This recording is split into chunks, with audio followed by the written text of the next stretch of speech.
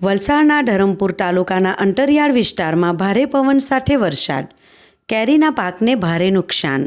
રાજ્ય હવામાન વિભાગે વલસાડ જિલ્લા સહિત દક્ષિણ ગુજરાત તથા સમગ્ર ગુજરાતમાં છૂટાછવાયા વિસ્તારોમાં ભારે પવન સાથે કમોસમી વરસાદની આગાહી આપી હતી, જેને લઈને વલસાડ જિલ્લાના વાતાવરણમાં અચાનક પલટો આવ્યો હતો। વલસાડ જિલ્લાના કેટલાક વિસ્તારોમાં વરસાદી માહોલ જામ્યો હતો।